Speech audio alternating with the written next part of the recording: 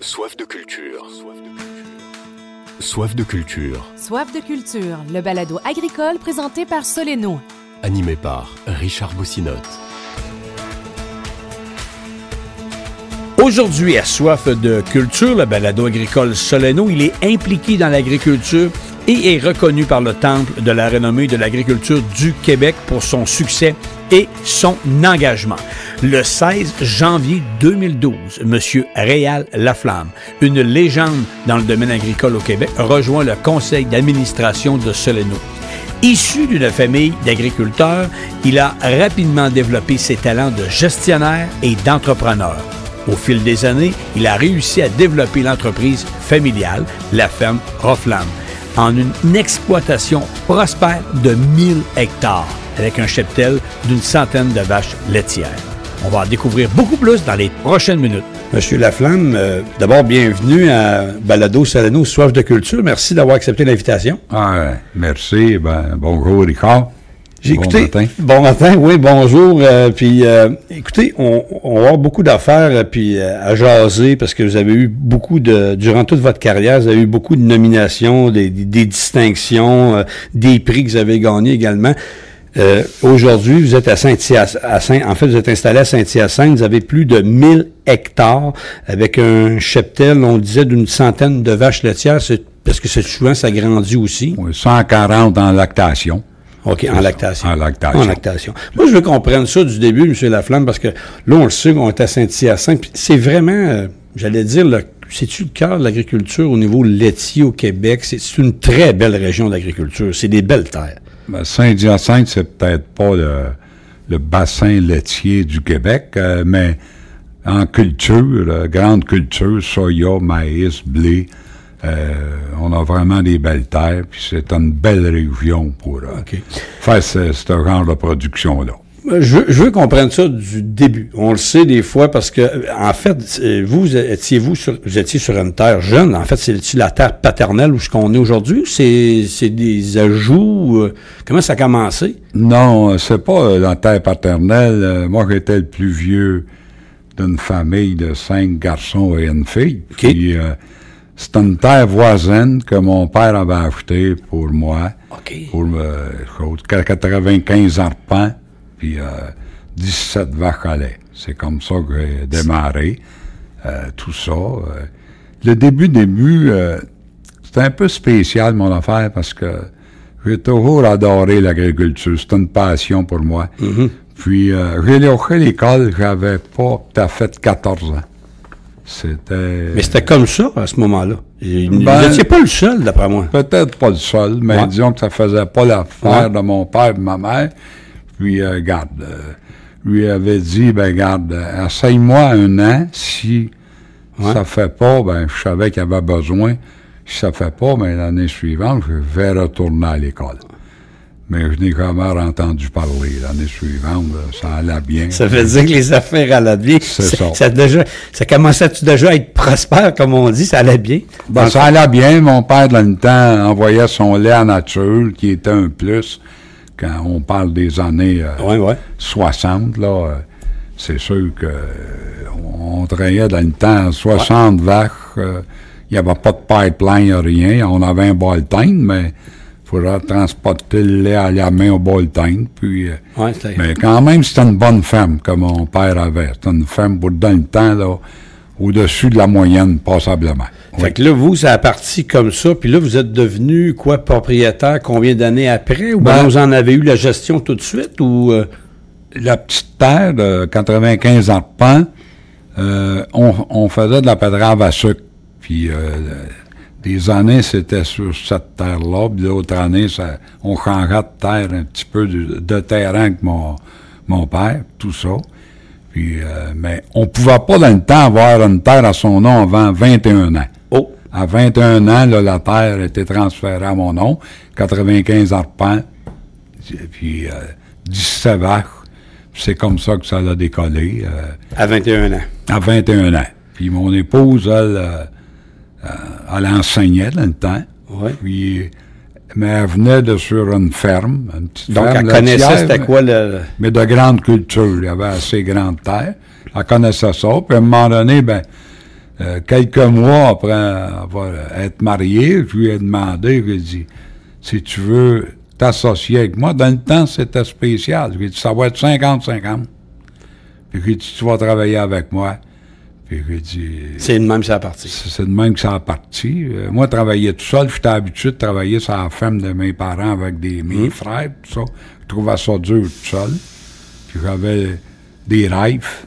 Dans ce temps-là, j'avais des rêves de devenir un producteur important, tout ça. Puis... C'est un rêve de petit gars, de jeune homme. Puis là, ben, je lui ai demandé ça. Ben, elle dit, garde, elle dit, je réfléchirai même pas. Moi, je te dis oui tout de suite. Ça a fait mon affaire énormément. Elle a dit, laisse-moi donner une notice à l'école. Fait que là, elle a abandonné l'enseignement. Elle a abandonné l'enseignement, puis ensemble, on a monté ça. Regarde, écoute, c'est quoi être fier aujourd'hui quand on regarde ça. C'est quelque chose. Ouais. Elle m'a entouré toute ma vie. Après ça, ben... Vous avez eu des enfants aussi? Des enfants. On a un homme, nous, ici, ça va faire 42 ans, là. Qui est, un employé? Un employé. Il travaille un petit peu moins, là, mais il reste que... Il travaille encore, là, dans le printemps puis l'automne et tout ça. Il a fait sa carrière ici. Il a fait...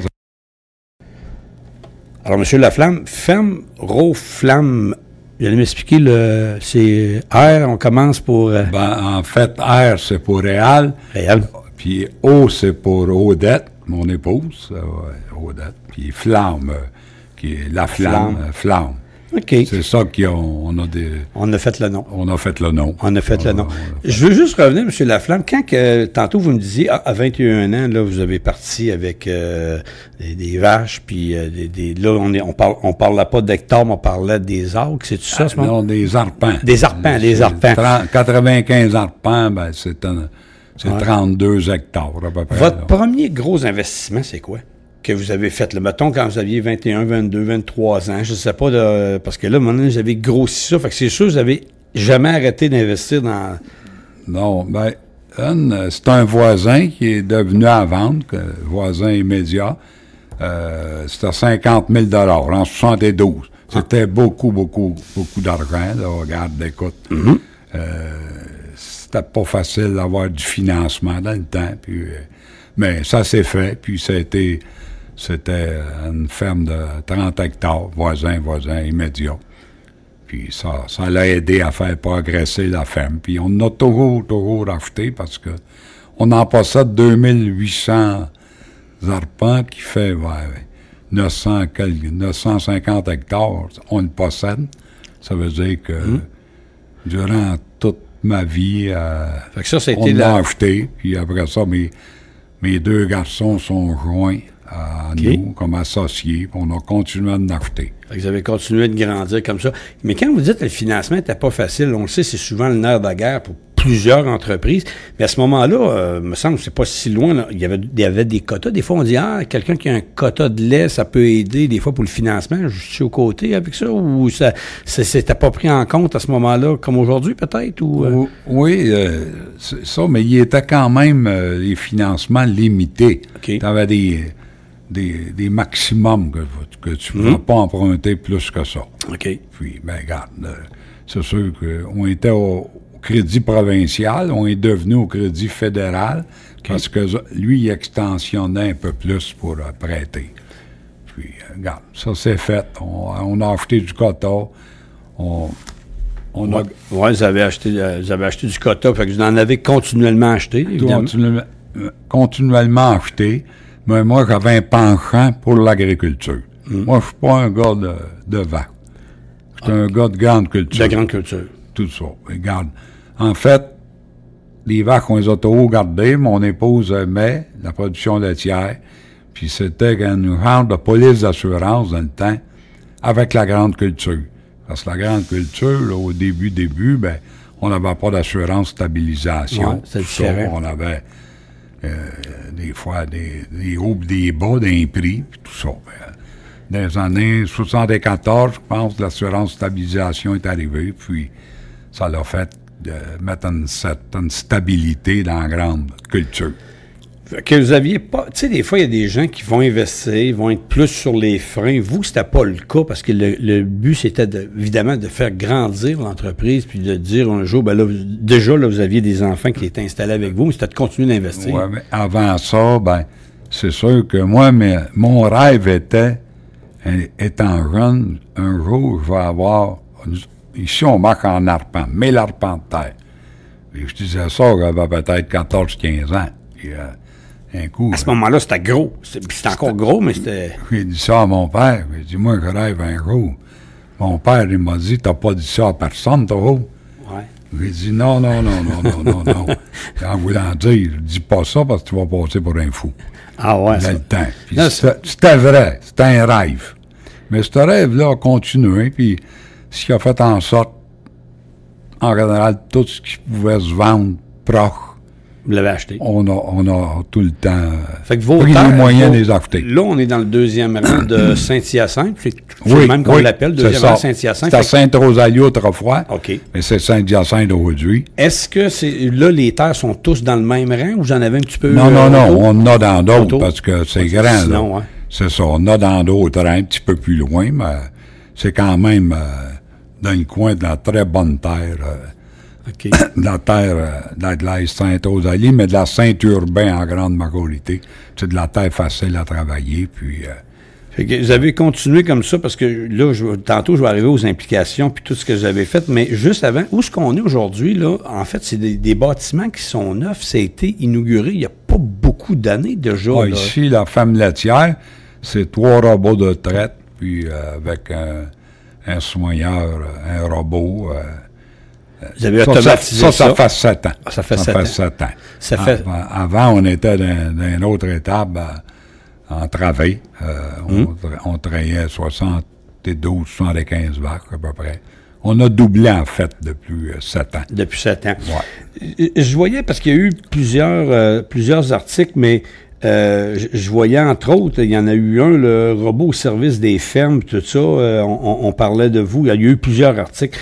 Mais, fait que vous, M. Laflamme, vous étiez toujours pour, évidemment, le progrès, l'avancement, là, tu sais, dans le fond, les robots de traite, il y a 7 ans, vous étiez peut-être pas dans les premiers, mais vous étiez quand même des précurseurs, parce qu'il y a eu tout un step qui s'est fait depuis 7 ans, 7-8 ans, là. Vous étiez quand même, puis là, vous avez automatisé aussi pour soigner les animaux également, puis tout ça, là. Oui. On n'était pas d'un premier. Mais ça, c'est pas moi, là. C'est les garçons qui avaient cette ambition-là. Puis, mais c'est correct. C'est peut-être bien correct, parce que je m'aperçois que dans le temps, j'étais peut-être un petit peu réticent, mais je voulais pas mettre les bois d'un roue. Les garçons savaient ce qui s'en allait. C'est un peu ça, leur réalisation. C'est ça. Mais vous, là-dedans, là, c'était-tu parce que, bon, c'est la technologie ou c'est parce que c'était l'investissement? C'est quoi que... Parce que vous étiez toujours d'avant-garde quand même. Vous avez toujours été proactif, là. Ouais. C'était-tu plus la technologie, vous dites, mais de toute façon, vous étiez encore actif? Oui, à ce moment-là, il y a 7 ans. Oui, je suis encore actif, aujourd'hui. Mais seulement quand tu vieillis, peut-être que t'es un petit peu moins audacieux. Ça te le dit moins de dire, ben, je vais l'investissement était assez énorme, puis tout ça, mais regarde, la femme était capable de le faire, puis tout ça, parce que nos terres, nous coûtent pas cher. Ça fait longtemps qu'ils sont achetés, puis des terres à 20 000 l'arpent, à 60 000 l'hectare, on n'a pas acheté, mais ça se vend, là. Ça se vend. Les autres, nos terres nous coûtent en moyenne à peu près... à l'arpent, 3 800 $. C'est ça qui est notre force. C'est ça qui est notre force, parce qu'on travaille avec des terres qui sont très fertiles.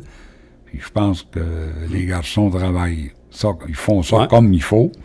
On a des bons rendements, puis nos terres nous coûtent pas cher.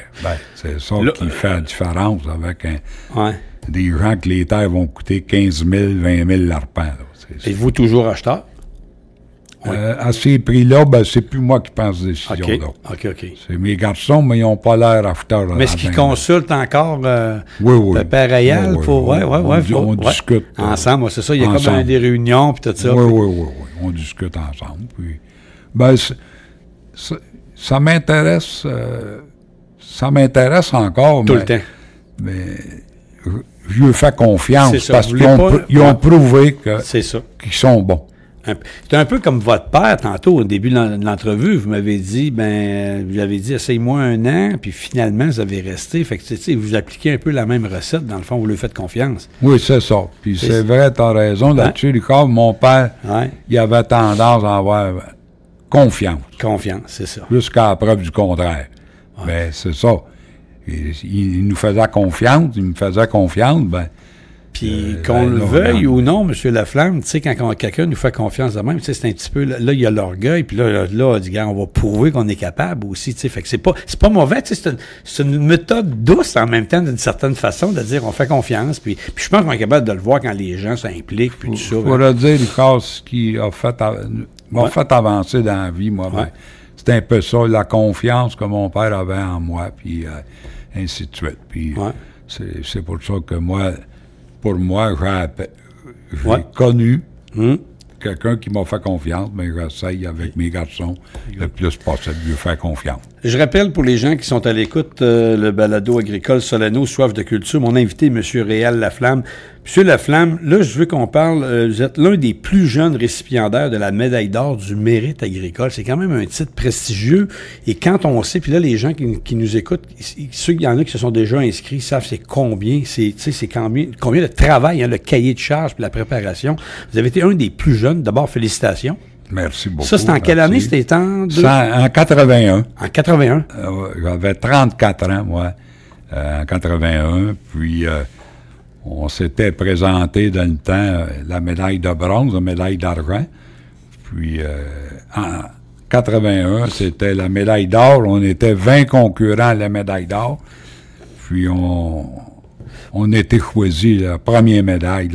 Il n'y a qu'une médaille d'or. Il n'y a qu'une médaille d'or. On a eu la médaille d'or. Comme aux Olympiques, il y en a juste une. Il y en a juste une. Puis on l'a eu en 81. Puis, c'est beaucoup de préparation, là. C'est beaucoup de préparation, puis avant, puis après. Parce qu'après, là, vous avez la reconnaissance, donc il y a d'autres choses. Il y a beaucoup de visites, il y a beaucoup de contacts humains, il y a eu... Ça m'a emmené à juger le mérite agricole plusieurs années à travers le Québec. Vous avez aimé ça, oui? J'ai aimé ça encore. J'avais pas tout appris à 34 ans. Même si tu as la médaille d'or, on avait encore gros à apprendre. Quand tu fais le jugement du mérite agricole, j'ai appris des choses encore. J'ai appris des choses... Puis à ce moment-là, quand que vous avez eu la médaille d'or, en fait, c'est pas juste des fermes laitières ou grandes cultures, ça peut être n'importe quel type de culture, c'est ça, je comprends? Oui, c'est tout. C'est l'ensemble de l'œuvre qui c'est toute l'agriculture, des producteurs de porc, de volaille, de grandes cultures. OK. Sur Laflamme, Réal Laflamme, impliqué dans l'agriculture et on est reconnu, en fait, vous avez été reconnu par le Temple de la renommée de l'agriculture du Québec pour votre succès, votre engagement. Ça, c'est un bel honneur. Parce que moi, quand je rentre à Saint-Hyacinthe au pavillon, je vois les photos des gens qui sont membres du Temple de la renommée. Ah oui, c'est un bel honneur que j'en suis très fier. Mais tu parles, Richard, du Temple de la renommée, mais moi, j'ai été un des premiers avec M. Patrice Biron dans le temps, à mettre ça en place en 91, 92 au Québec. J'en ai été le vice-président. Partant, M. Biron était président, je suis devenu président. Puis après ça, j'ai laissé. Il y a d'autres qui ont pris la place, mais j'ai été nommé en 2008. Mais vous êtes impliqué, je vois ici le gala des Cérèses là, qui va changer sous peu, là, la formule un peu, mais je me souviens d'avoir été à plusieurs. Donc, le gala des Cérèses a souligné en 2020 les multiples implications de M. Laflamme. Puis là, je vais arriver là parce que vous avez été administrateur auprès de la coopérative agricole Comax, de Soleno, du SIAC. Avez-vous été affédéré aussi? Oui, vous avez été affédéré aujourd'hui qu'on dit Solio. Oui. Puis, donc, aussi au Temple de la renommée. Bon, mais vous faisiez ça comment? Parce que vous aviez une bonne équipe ici, vous étiez capable de vous libérer. Des fois, il y a des gens, on va leur demander. Puis là, vous aviez du temps. Vous en avez donné beaucoup, puis j'en donnais encore, là. Oui, j'en donne moins beaucoup, là, mais il reste dans le temps, c'est sûr que j'étais bien entouré. Ouais, Premièrement, je te l'ai dit au début, mon épouse a toujours été quand même proche, impliquée, pas juste proche, elle était impliquée dans l'entreprise. Puis j'ai un homme, Richard, Puis, celui qu'on parlait de tantôt. Celui qu'on parlait depuis tantôt. 41 ans, je pense. 41 ans de service, quand même. C'est toute une vie. Hein? C'est toute une vie. C'est toute une vie. Il travaille encore ici d'un gros coup, là, comme les semences, les récoltes, puis tout ça. J'étais bien entouré, puis c'est sûr qu'il n'y avait pas beaucoup de loisirs dans le temps. Ouais, c'est certain que les fins de semaine, quand je revenais, il y avait des choses à voir, tout ça. Ben, ce qui a fait que, comme je dis, puis que Retour dit, je suis un homme ordinaire, mais Retour étant entouré de gens extraordinaires. Entouré, c'est ça, bien entouré. Oui. Mais dans le fond aussi, puis en même temps, mais Xavier, toujours, parce que veut pas, ça amène une belle expérience quand on est membre d'un conseil d'administration, de peu importe. Puis je vois également que vous avez été aussi, on dit, vice-président des Jeux du Québec à Saint-Hyacinthe. Oui, ben ça, vous en aviez pas assez, fait qu'on a pris un autre petit poste pour... Monsieur le maire, dans le temps, m'avait appelé puis il m'avait demandé si je voulais... les Jeux du Québec, ça se prépare pas dans 6 mois. Ah non, c'est une couple d'années. Ça a pris 2 ans et demi. Ouais.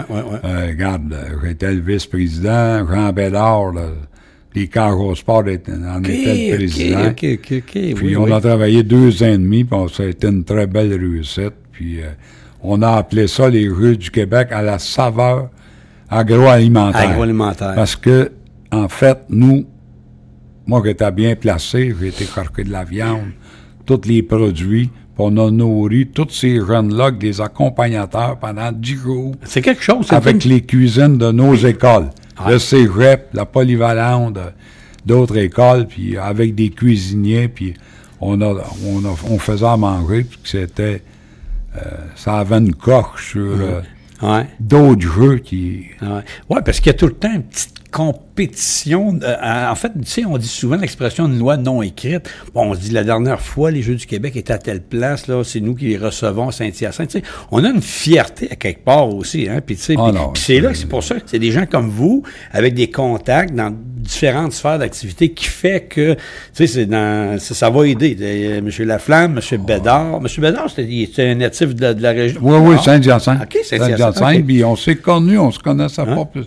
On s'est connus là, puis on a fait un bon travail. Moi, mon rôle, dans le fond, c'était de ramasser les produits agricoles, puis de l'argent.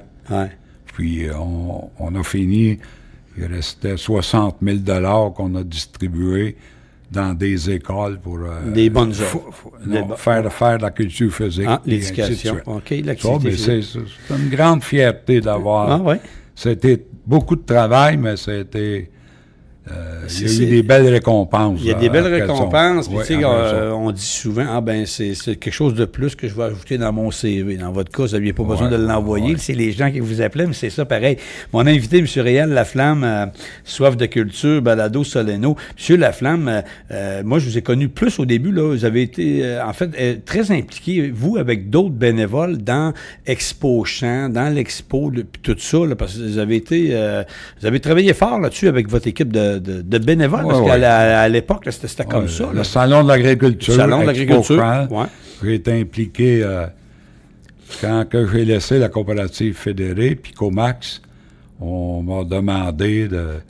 Vous ne pouviez pas tomber à rien faire, ça prenait d'autres choses. On m'a demandé, moi, je ne voyais pas venir ça. On m'a demandé, en même temps, de venir sur le conseil d'administration du Centre d'insémination artificielle. Puis, regarde, là, écoute, c'était des très belles expériences dans ma vie. Le centre d'insémination a été 8 ans, puis le salon de l'agriculture au Notre-Champ a été, je pense, 18 ans. Ils avaient fait, vous en avez fait beaucoup. Vous en avez fait beaucoup. Monsieur Laflamme, juste avant de faire une pause, parce que je veux pas l'oublier, on va s'identifier après, mais tantôt, avant qu'on commence, on s'est mis à parler puis de toutes sortes d'affaires. Puis, vous connaissez bien Pierre Bouchard, qui a été le défenseur du Canadien, qui est dans la grande culture. Puis là, vous m'avez dit, j'ai fait la publicité avec lui, parce que Pierre Bouchard était porte-parole. Mais vous, c'est quoi vous aviez annoncé avec lui? Mais j'avais, dans le temps, c'est des tracteurs Y. Oui. Puis lui, Pierre, il y avait des tracteurs Y en 76, puis on a fait la part couverture du bulletin des agriculteurs. C'est ça. Puis Pierre, on s'est toujours parlé par après. Un gentleman. En fait, c'est la Coop fédérée qui distribuait ça à l'époque, si je ne me trompe pas. Ça se peut-tu? Qui était la division machinerie qui vendait les tracteurs. Exactement. C'est ça, hein? C'est la division de la coopérative fédérée de machinerie agricole. Puis Là, mais pour faire de la nostalgie, M. Laflamme, le White, est-tu arrivé après l'Oliver? T'es arrivé après l'Oliver? Après l'Oliver. Après l'Oliver, puis après ça, on a eu le Fiat, c'est ça? Il y a eu Fiat, il y a eu exactement. Fiat, j'avais des Oliver, moi, puis après ça, du White. Mais quand on a fait avec la publicité avec M. Bouchard, c'était White. Okay. On fait juste une brève pause, puis je vous reviens tout de suite après. Je rappelle mon invité, M. Réal Laflamme, en fait, médaillé d'or, on dit de l'Ordre du mérite agricole du Québec. Hein, c'est comme ça. En 1981. Et puis, en 2012, il joint le conseil d'administration de Soleno. Vous écoutez le balado agricole Soleno. Soif de culture. Soif de culture. Le balado des professionnels du domaine agricole présenté par Soleno. Soif de culture. Animé par Richard Bossinotte.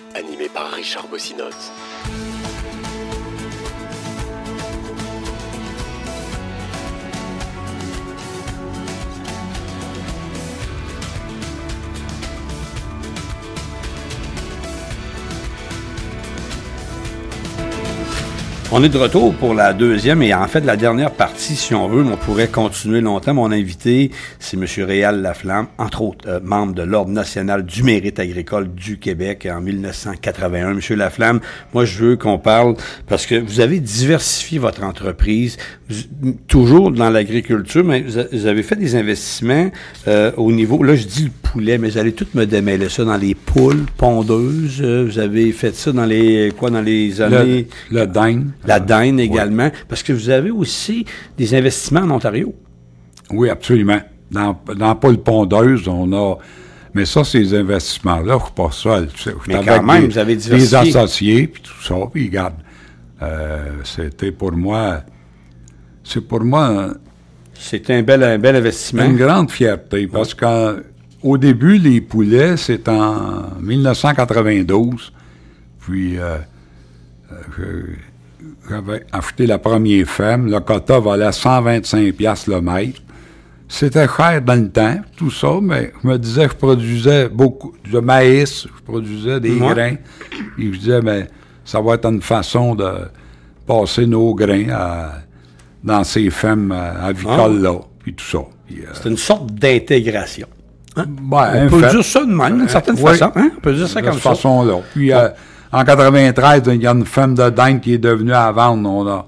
On a acheté un autre. Juste l'exemple, le poulet, 125$ le mètre, aujourd'hui, il vaut 2100$ le mètre. Voyez-vous? Bon, mais ça a été une très... C'était aussi payant, c'est plus payant qu'un REER, hein, souvent, on dit c'est plus payant qu'un REER. Non, mais faut le dire comme ça, M. Laflamme. Fait que dans la dinde, dans la poule pondeuse, hein, on est là-dedans aussi. Alors, ça aussi, fait que ça amène une stabilité également, parce que la poule pondeuse, il y a également des quotas, donc qui fait que vous avez un droit de produire tant d'œufs ou tant de... Exactement. Les poules pondeuses, c'est venu après. Ça fait peut-être une quinzaine d'années. En Ontario, le quota était moins cher qu'au Québec, en poule pondeuse. Puis, à un moment donné, j'ai décidé d'aller voir, puis on a investi là, dans une ferme. Puis après ça, il est devenu une deuxième, une troisième. Quand même. Fait que là... on a 190 000 poules avec nos associés en Ontario. Fait que ça, c'est du côté de l'Est ontarien, hein? C'est Saint-Isidore? Saint-Isidore, puis on a un à Moncton. OK. Oui. Toujours en Ontario. Toujours en Ontario. Vous avez également aussi investi, là, vous avez une entreprise d'engrais liquide, c'est tout ça, engrais, des réservoirs, vous êtes associé aussi. C'est quoi, là, vous n'avez pas peur de vous associer ou vous dites, non, c'est mieux qu'on s'associe parce que l'investissement est plus calculé, c'est un peu ça, ou c'est des fois, c'est le fait que ça a donné comme ça? Moi, j'ai toujours aimé, moi, je me suis dit, tout seul, entouré. Tu peux aller plus vite, mais ensemble, on va aller plus loin. Plus loin. Puis la vie m'a prouvé qu'ensemble, c'est plus facile de devenir prospère que tout seul. Ouais. En général. Ouais. C'est ça.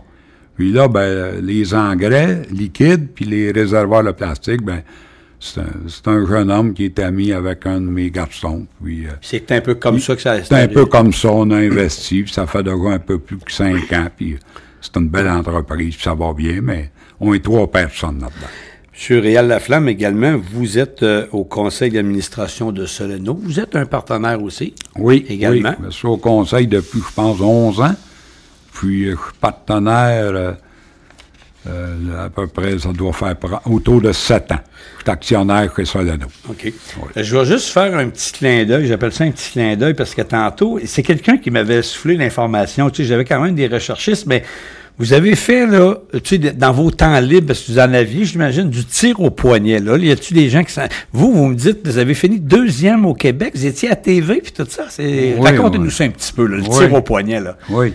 Regarde, ça fait déjà 51 ans, là, tout ça.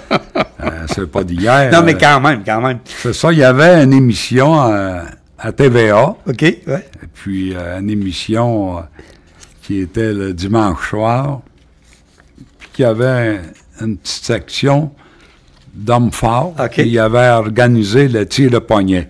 Puis ça commençait, ça, cette émission-là, c'était l'hiver.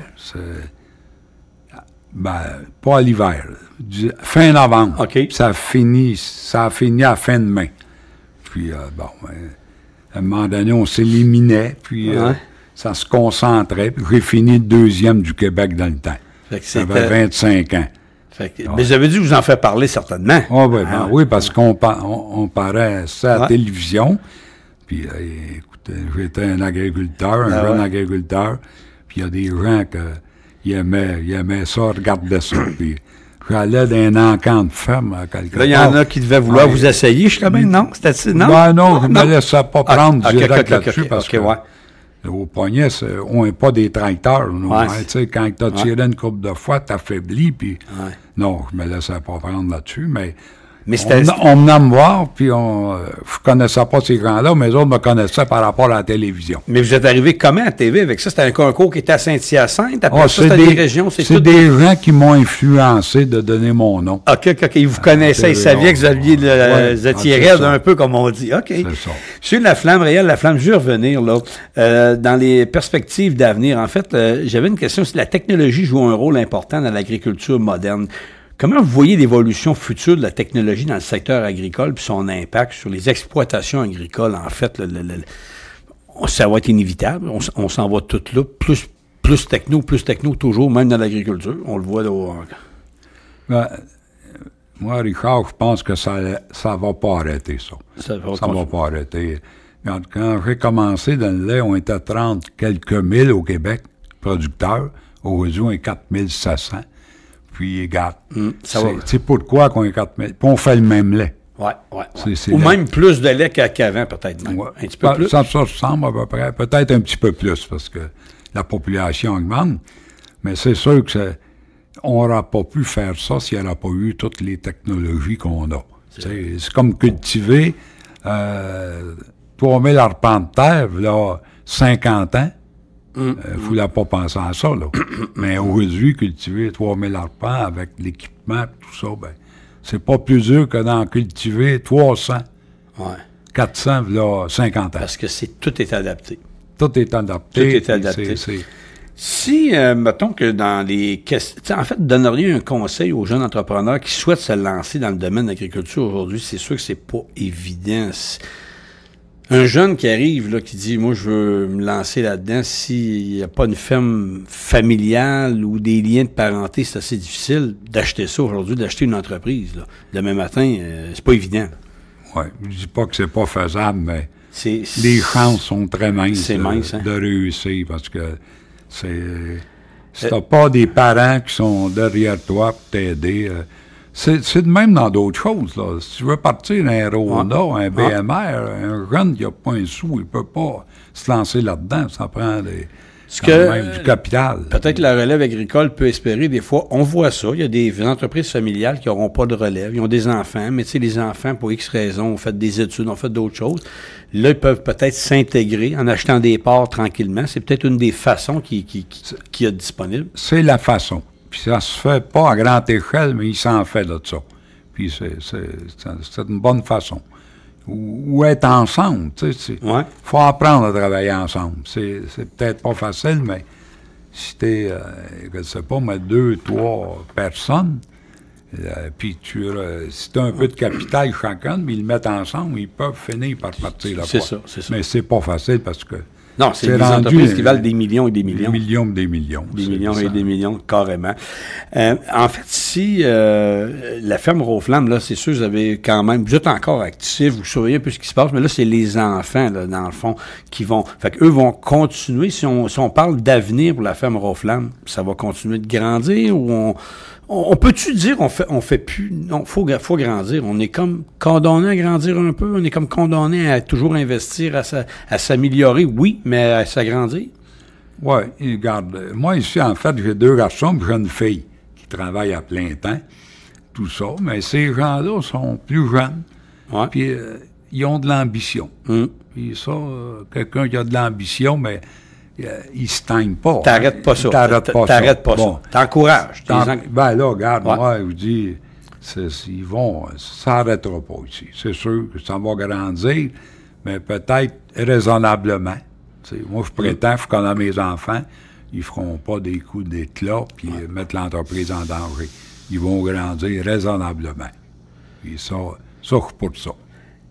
Puis s'améliorer au niveau de technologie, puis ainsi de suite. Je veux revenir au début, tantôt, M. Laflamme. Vous avez dit au début, moi, j'étais plus... on est plus des gens de culture. Vous êtes dans le lait, oui. Mais, tu sais, il y a des fois des gens, au niveau de la production, il y en a qui vont investir beaucoup dans la machinerie, beaucoup dans l'équipement. Vous, dans le fond, l'investissement, c'est dans les terres que vous l'avez fait. C'est principalement là que vous avez acheté. C'était plus dans les terres. Vous étiez... Tu sais, parce que... Il y a des gens qui sont vraiment machinerie, il faut qu'on soit à jour, là, tu sais, puis d'autres, ils vont être plus au niveau, j'agrandis ma terre, j'achète des terres, puis j'arrête pas d'acheter des terres. Fait que vous, c'était un peu ça. Vous étiez plus au niveau terre, au niveau investissement. C'était un peu, je sais pas si ma question est claire, là, dans le sens. Oui, très clair, moi, te répondre encore là-dessus. Regarde, c'est sûr que les terres, 3000 arpents de terre, c'est quand même quelque chose à cultiver. Il faut que tu sois bien équipé. Ouais.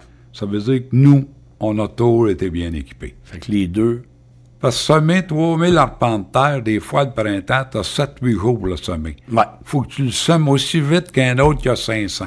Ça veut dire que l'équipement, si tu veux réussir à avoir des bons résultats sur ta ferme de grande culture, ça prend des bonnes machineries. On a toujours eu des bonnes machineries, nous. Tout le temps. C'est un peu... Je suis reconnu pour ça, avoir eu de la machinerie moderne, puis mes enfants... Pareil, ils ont de la bonne machinerie. Fait que l'investissement, dans le fond, vous faisait pas peur, parce que des fois, ça peut être un frein pour certaines personnes. Parce que, tu sais, si on recule, il y a une époque, une ferme agricole, une entreprise agricole, investir 1 million, quand même, on reculait. Aujourd'hui, 1 million, c'est presque devenu un standard. C'est un petit investissement. Oui, c'est... Ben, c'est un investissement important, mais je veux dire, vous comprenez le sens de ma question, dans le sens que, tu sais, 1 million aujourd'hui en agriculture, tu fais un bout, mais t'en faisais peut-être plus dans le temps, là, tu sais. J'étais sur le conseil d'administration de la Société de financement agricole, le Financement Québec. J'étais 8 ans là-dessus. Quand même. Puis même, on était bloqués au début dans les années 94-95, on était bloqués à 500 000. On ne pouvait pas prêter plus que ça. J'ai travaillé fort, moi, pour faire monter ça à 1 million. Puis c'est le maximum. Mais même là, 1 million, tout montait, les terres, le coton, tout ça. Là, ça l'a monté à 2 millions. Puis aujourd'hui, je ne sais plus comment c'est rendu, là. Mais c'est sûr qu'1 million, t'as raison. Ouais. Aujourd'hui, c'est une femme d'envergure, c'est pas beaucoup. C'est un investissement normal, presque, ou presque. Monsieur Laflamme, je veux revenir parce que là, je voyais le temps qui file, mais quand vous avez investi il y a quelques années ici à Saint-Hyacinthe, vous avez des bâtiments neufs, parce que tantôt, on a parlé des grandes cultures, on a parlé de la machinerie, mais il y a les animaux également là-dedans. Fait que vous avez augmenté les objectifs de quota rapidement dans la production, mais aussi, il y avait le bien-être animal également, parce que ça, c'est quelque chose qu'on entend de plus en plus également. Parce que là, vos vaches sont on appelle ça en stabilisation? Libre. Libre, Ils sont libres, oui. Okay. Ça, je suis très fier. Ils sont pas attachés, ils s'en vont au robot. Puis, les vaches, je pense qu'ils ont une qualité le bien-être animal, c'est le total ici, là. Mais juste pour expliquer ça, là, essayer de faire une image, là, parce qu'il y a des gens qui nous écoutent, là, il y en a qui n'ont pas été dans une ferme ou pour X raisons. Là, les animaux, en fait, les vaches laitières sont libres. ils ont ce qu'on appelle une boucle ou un code à bord dans l'oreille, dans le cou. C'est dans le cou. C'est dans le cou. Oui. Puis là, dans la journée, ils vont se promener, puis à un moment donné, ils arrivent vers le robot. C'est ça, hein? C'est un peu comme Exactement. ça. Exactement. Ils vont se présenter au robot. C'est 3, même il y en a quelques-unes 4 fois par jour. Ça dépend du lait qu'elle donne. Puis il y en a que c'est 2 fois. La moyenne est un petit peu plus que 3 fois par jour, la traite. Mais la vache se présente avec la médaille, puis est programmée la nourriture, le supplément qu'on va lui donner, selon le lait qu'elle donne. OK. Ça veut dire que puis si elle se présente 4 fois, puis c'est juste 3 fois, on va la refuser. Elle va avoir un dessert, ça va donner beaucoup de lait. Non, mais refuser, elle rentre pas là. Elle rentre pas dans le robot. Puis c'est juste 2 fois, elle peut pas rentrer. Ils s'asseyent, les vaches. Oui, ça mais c'est bien fait pareil, par exemple. C'est bien programmé. C'est extraordinaire. C'est pour ça qu'aujourd'hui... C'est extraordinaire. Ouais. C'est extraordinaire. Il faut que les gens... Puis il faut comprendre là, que en fait, les vaches ne sont pas attachées. Fait qu'ils se promènent toute la journée. C'est un peu ça. Fait qu'ils vont se promener. C'est tout ça aussi Fait que c'est ça qui a demandé des investissements également, parce qu'autrefois, les bâtisses, les étables étaient plus basses aussi. Fait que là, ça vous prenait de la hauteur pour les robots puis tout ça. Mais... la vache va donner plus de lait. Hein? Ouais. Elle est confortable. Meilleure qualité ça. Aussi. La qualité de vie de la vache fait qu'elle va donner plus de lait. Elle donne plus de lait. Puis c'est mieux balancé pour elle aussi. Oui, puis la moyenne de lait ici, c'est comme 42-43 kilos de lait par vache, la moyenne. Ça fait beaucoup de lait, ça. Ça fait beaucoup de lait dans un... La moyenne, là. OK. Monsieur Laflamme, écoutez, là, vous avez eu des prix durant votre carrière, puis tout ça. Vous avez eu l'Ordre du Mérite. Vous êtes au Temple de la Renommée. C'est quoi que vous êtes j'imagine, c'est la médaille d'or qu'on est fiers, parce que c'est le résultat, c'est le summum, c'est la première marche sur le podium. Mais il y a beaucoup d'affaires. Quand je pose ta question-là, c'est sûr que les gens... Il y a beaucoup d'affaires c'est selon le niveau, j'allais me dire, mais la médaille d'or, c'est une belle reconnaissance. Vous étiez jeune encore, là. La médaille d'or, là, ça a été, pour mon épouse puis moi, là, ça a été le summum. C'était quelque chose à 34 ans, à recevoir ce prix-là. On avait été reçu au Château Frontenac, le ministre de l'Agriculture. Le premier ministre était là, le ministre de l'Agriculture. Écoute, ça a été quelque chose. Ça nous a emmené beaucoup de travail. Mais c'est une belle reconnaissance. C'est une belle reconnaissance. C'est tantôt, on parlait de Pierre Bouchard, c'est un peu comme Pierre qui s'abaille de la Coupe Stanley. C'est un peu ça, hein? C'est votre Coupe Stanley, hein? C'est ça. C'est votre Coupe Stanley, M. Laflamme. Il y en a une par année. Le concours existe, ça fait au-dessus de 130 ans. Là. Quand même. Hein? Il y a bien des concours qui tombent à l'eau, mais ça a vraiment tombé à l'eau. Même cette année, c'est dans notre région. Là. On va avoir une fête régionale la semaine prochaine ici à Saint-Hyacinthe, à l'hôtel Sheraton. Ouais. Donc, regarde, ça, c'était... C'est des belles reconnaissances. Ça fait tout plaisir. Ah ouais. Mais ça, la médaille d'or, là. Ça reste. Hein? On aura toujours la médaille d'or. Monsieur Laflamme, si je terminerais, en fait, tu sais, toute entreprise, on a des valeurs. Fait que vous avez des valeurs qui vous ont guidé tout au long de votre carrière. Je sais que tantôt, vous m'avez dit, j'aime ça être entouré. Bien entouré, ça peut faire partie des valeurs. S'il y en a d'autres qui fait qu'aujourd'hui, vous avez eu un beau succès, il y en a d'autres valeurs, j'imagine, que vous avez mis en application. Vous dites, moi, si on parle en fait, on dit modèle entrepreneur dans le domaine agricole, vous aviez, comme je dis, des valeurs là, qui étaient chères à vous tout au long de votre carrière? Oui, c'est sûr que je pense qu'il faut être honnête. Hein? Moi, j'ai fait beaucoup de marchés dans ma vie. On a acheté beaucoup des terres, c'est ça, mais il faut être honnête. Parce que si t'es pas honnête, les marchés viendront plus à toi. Ça, c'est l'honnêteté, puis la reconnaissance. Reconnaître ses gens autour de soi avec. Puis, c'est ça. Pour moi, c'est ça. Être reconnaissant, être honnête, puis être humain. Ouais. Être humain parce que On a eu des gens qui ont travaillé pour nous autres, il faut être humain, hein, si on veut les garder. Puis, c'est ça. Puis à une certaine époque aussi, une bonne poignée de main, hein, c'était un gage aussi d'engagement, puis de confiance. Là. La poignée de main, ça valait une signature en bas d'un contrat là, aussi. C'était ça dans le temps. C'était ça dans le temps. J'en ai une dernière au niveau, je finis là-dessus, M. Laflamme, parce que le temps passe, mais au niveau des... en fait, on parle maintenant de l'environnement, puis tout ça, puis fait que quand je regarde vos installations ici, d'après moi, c'est pas... mais l'environnement va jouer un jeu extrêmement important aussi dans les prochaines années. On voit les changements climatiques au niveau de l'agriculture. Tantôt, vous l'avez dit, les semences, on n'a pas beaucoup de temps. Donc, vous voyez ça comment? Vous, là, sur un avenir, voyez-vous que la technologie va venir sauver ça? Comment vous... si on parle au niveau des changements, puis tout ça? Ben, moi, ça m'inquiète pas trop. Moi, je regarde ce qu'on fait aujourd'hui depuis plusieurs années. L'engrais vert, c'est les bandes riveraines autour des ruisseaux, c'est respecté. On sème du maïs, puis après qu'il est semé, on sème de l'engrais vert. On a des bonnes fosses à fumier. Moi, tout est conforme. Il y a 50 ans, je n'avais pas de fosses. Mais le ruisseau, il y avait de l'eau brune dans le ruisseau. Là, aujourd'hui, c'est clair. Mais c'était comme ça. C'était comme ça. On fait de l'épandage, de précision.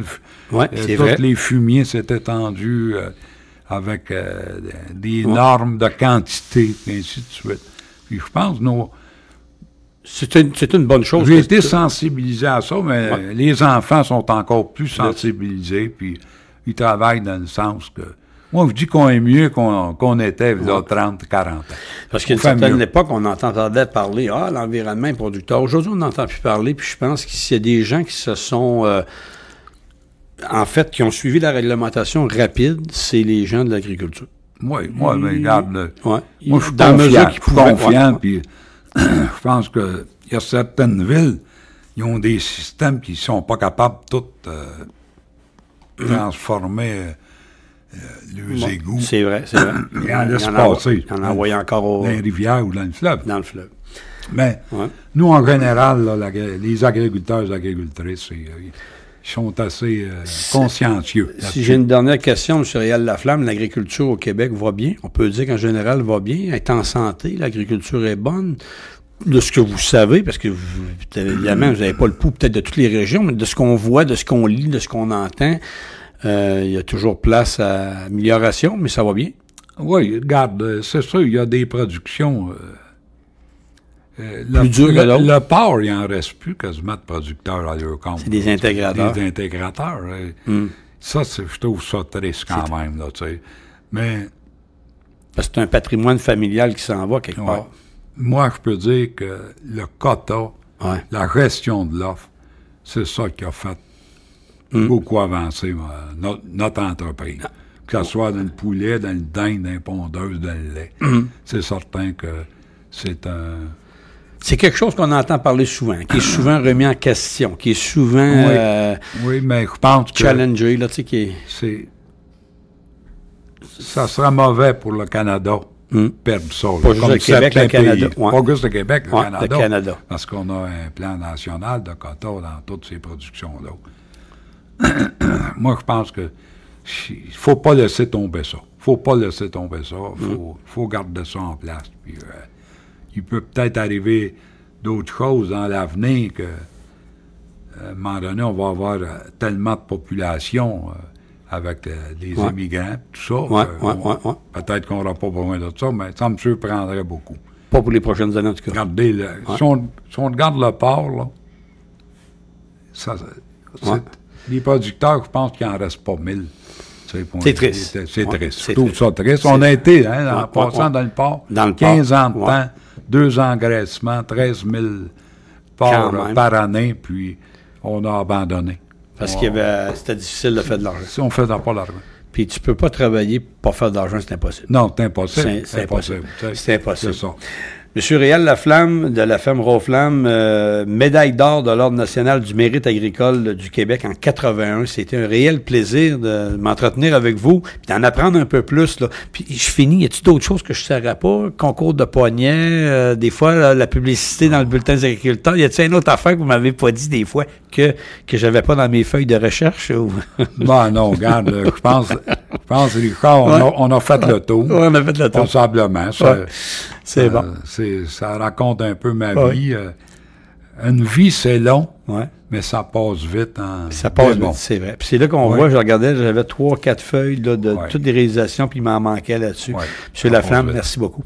Ben, merci, Richard. Plaisir. Merci d'avoir accepté. Vous écoutez le Balado agricole Soleno.